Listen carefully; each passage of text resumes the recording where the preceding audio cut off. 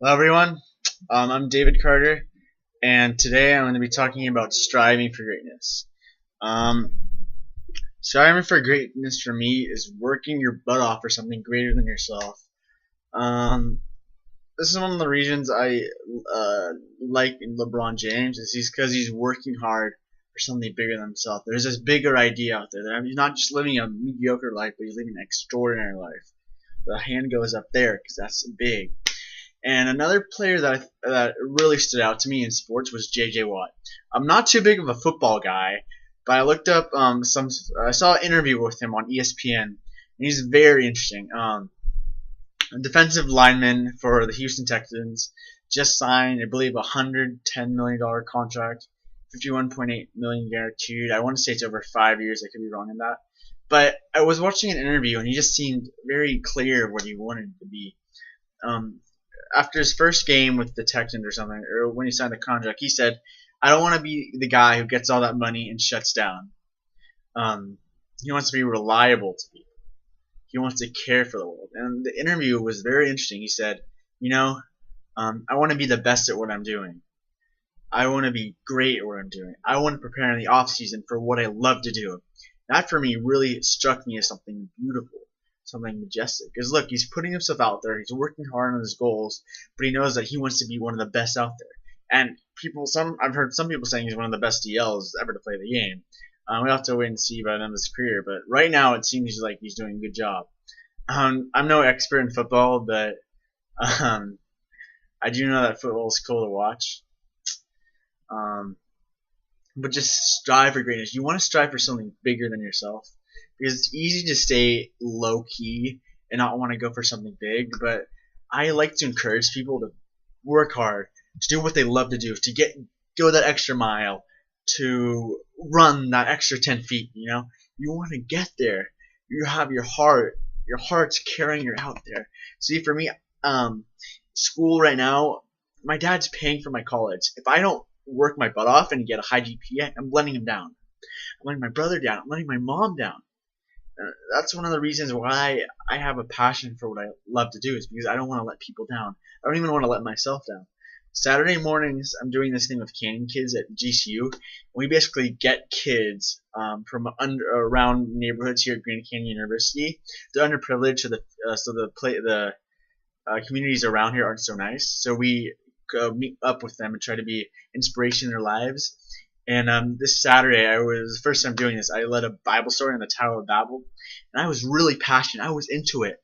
I did not let those kids down. I have a passion for that. I cannot let them down. Next week, I gotta be there for them because they're part of my life. Man. They expect something great out of me, and I entertain them. They felt really alive there, and I'm happy to say that I have that influence in their lives. So I ask you, my friends, find that influence in your lives. Find something that motivates you. Find that passion. Find that thing that really gets you going. It's easy to live one life, but it's harder. It's harder for the path of success. The path of success, and what I define by success, not sex, is personal, professional, academic, relational, and spiritual growth. You want all those different aspects of your life to coincide, so you're living a true life. Because it's easy to be having success personally, but professionally, it's different.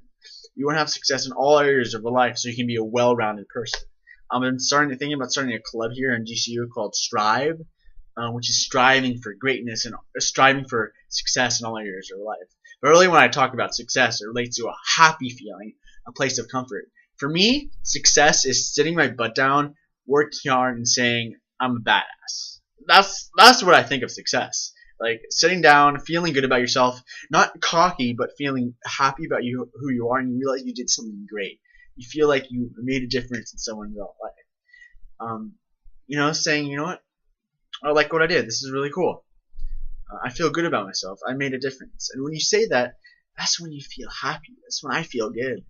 Um, One thing I learned is you're never more mature than when you serve and give to others. I know that's a very Christian philosophy, but regardless of your religion or your beliefs, when you serve and give back to others, people are going to receive you, and you're going to feel happy internally. You're spreading your love for others. You're not just like this. You're not closed-minded, but you're going out of your way to help others. So That's one of my best tips, is really get involved in the community. And one thing I've learned is that going to church isn't almost enough for who you are. If you're a Christian or going to religious groups, you have to do more than that. You have to go out and help the community. You have to make an impact in someone else's life. But make sure what you're doing has a positive impact on their life and it's something that you like, something that you enjoy doing. Um, I love helping these kids because they get to speak on a message. And when I get to speak on the message, I feel what the power of God working through me. It's my inspiration to do that. So I dare you, I triple dog dare you to do what you love. I dare you to spend an hour today to do what you love to do. Make sure it's positive, lines up with your beliefs, and has a good impact for you.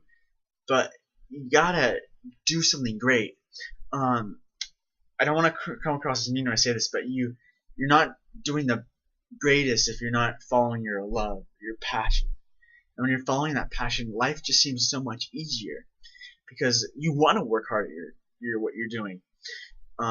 When you're doing something else, that you don't like, that you may dislike a lot, it just gets harder to do it. Like when you're working hard on your passion, you kind of go at this good speed where you realize you're in control. But you may go quicker, you may go slower, but you're in control because you're following what your heart's aligned with and what you love to do. So follow your passion, my friends.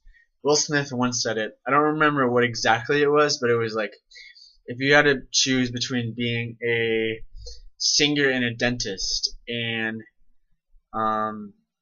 being a piano player and a doctor maybe, you like being a piano player more, but by being a doctor you make more money. Will Smith said you have to go with being the piano player because that's what you love more. That's going to bring you joy. And one thing I believe is that even though you may make less money in theory, if you work your butt off and promote yourself and work extra time, you may be able to make more money. So follow your passion. Hope you all like this video. Give me feedback and have a good day.